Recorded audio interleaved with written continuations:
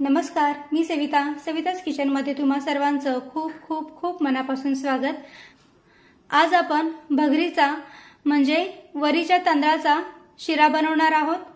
खूप पौष्टिक आणि झटपट हा भगरीचा शिरा बनवून तयार होतो आणि चवीला पण एकदम मस्त लागतो। त्यामुळे फक्त उपवासालाच नाही तर केव्हाही तुम्ही हा भगरीचा शिरा बनवून खाऊ शकता। चला तर हा शिरा कसा बनवायचा ते पाहूया। तर इथे मी अर्धी वाटी भगर घेतलेली आहे। आता ही भगर आपण 2 ते 3 वेळा पाण्याने स्वच्छ धुवून घेऊया।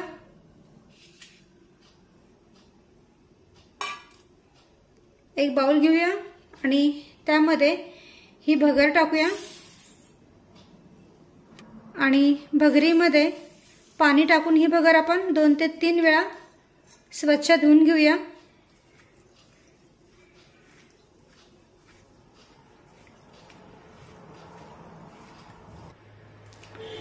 तर पहा, इथे मी भगर 2 ते 3 वेळा पाण्याने स्वच्छ धुवून घेतलेली आहे।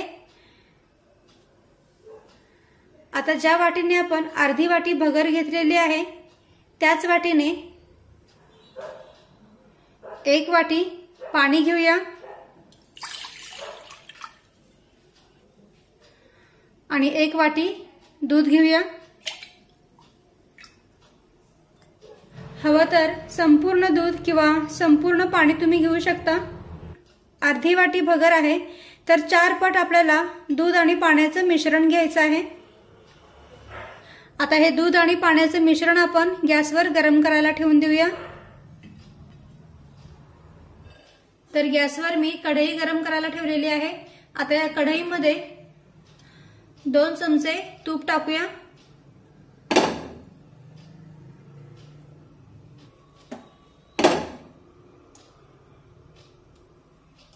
आता तूप हलकसं गरम झालं की त्यामध्ये ही धुवून घेतलेली भगर टाकूया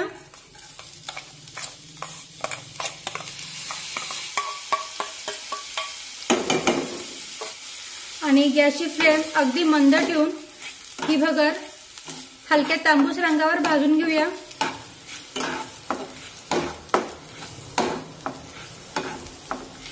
भगर ही रव्यापेक्षा थोडीशी जाडसर असते, त्यामुळे भाजायला थोडा वेळ जास्त लागतो। तर गॅसची फ्लेम अगदी मंद ठेवूया आणि मंद आचेवर ही भगर छानपैकी भाजून घेऊया। तर पहा, आता बरोबर 8 ते 10 मिनिटे झालेली आहेत आणि तुम्ही पाहू शकता आपली भगर छानपैकी भाजलेली आहे। हे पहा,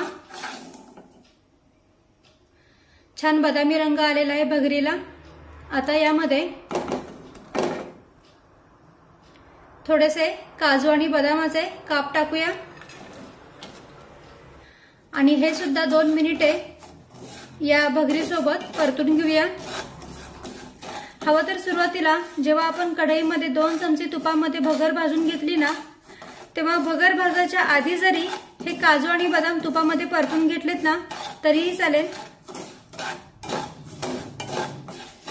आणि आता 2 मिनिटे काजू आणि बदाम भगरी सोबत परतून झाल्यानंतर यामध्ये हे गरम केलेलं दूध आणि पाण्याचं मिश्रण यामध्ये टाकूया, पण थोडंसं टाकायचं।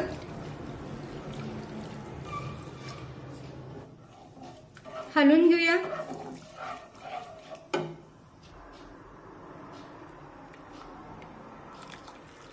आणि पुन्हा हे संपूर्ण दूध आणि पाण्याचं मिश्रण मी यामध्ये ओतून घेते। सर्व व्यवस्थित मिक्स करून घेऊया। यावर झाकण ठेवून हे मिश्रण 6 ते 7 मिनिटे झाकून ठेवूया आणि गॅसची फ्लेम ही अगदी मंदच ठेवूया। आणि आता 6 ते 7 मिनिटे झालेली आहेत। कढईवरचं आपण झाकण काढूया।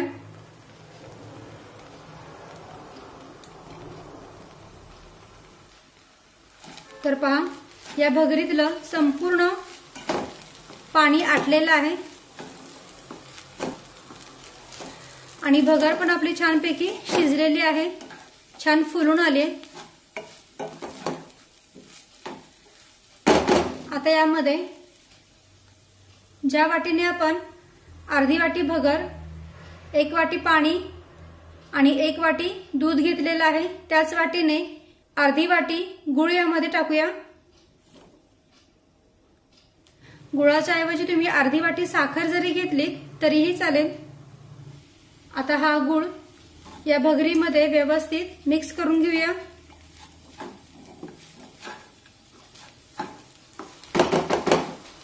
आता यावर झाकण ठेवूया, म्हणजे गुळ लवकर विरघळला जाईल आणि गॅसची फ्लेम ही अगदी मंदच ठेवायची आहे। आता 1 मिनिटांनी या कढईवरचं झाकण काढूया। तर पहा, गुळ या भगरीमध्ये पूर्णपणे विरघळलेला आहे, छानपैकी एकजीव झालेला आहे, छानपैकी मिक्स झालेला आहे।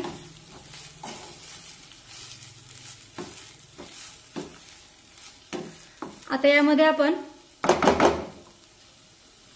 अर्धा चमचा वेलदोडे पूड टाकूया,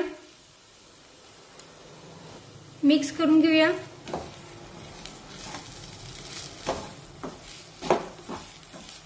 यासोबतच मी 1 चमचा तूप टाकते। वरून तूप नाही टाकलं तरी चालेल, हे पूर्णपणे ऑप्शनल आहे, पण तुपामुळे या शिऱ्याला छानपैकी चमक येते। आता पुन्हा एकदा सर्व व्यवस्थित मिक्स करून घेऊया।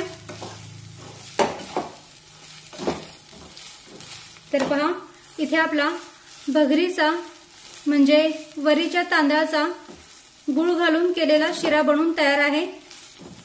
मस्त सुगंध येतोय शिऱ्याचा आणि छानपैकी इथे आपला शिरा बनून तयार झालेला आहे।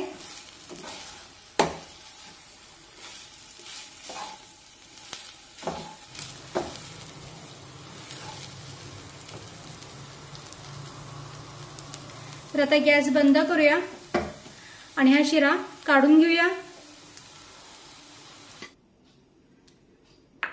तर इथे आपला भगरीचा म्हणजेच वरीच्या तांदळाचा गुळ घालून केलेला शिरा बनून तयार आहे। तुम्ही पाहू शकता, हा शिरा एकदम मस्त बनून तयार झालाय आणि रंग पण खूप सुरेख आलेला आहे शिऱ्याला। साखरेच्या ऐवजी आपण यामध्ये गुळाचा वापर केलेला आहे, त्यामुळे या शिऱ्याची पौष्टिकता आणखीन वाढते। त्यामुळे फक्त उपवासालाच नाही तर केव्हाही तुम्ही हा भगरीचा शिरा बनवून खाऊ शकता। अगदी झटपट बनून तयार होतो आणि चवीला पण एकदम मस्त लागतो। सकाळच्या नाश्त्यासाठी एकदम हेल्दी आणि टेस्टी अशी ही रेसिपी आहे। तर तुम्ही सुद्धा अशाच पद्धतीने भगरीचा शिरा नक्की करून पहा। व्हिडिओ आवडला असेल तर व्हिडिओला प्लीज लाईक करा, शेअर करा आणि सबस्क्राईब करायला विसरू नका। थँक्यू।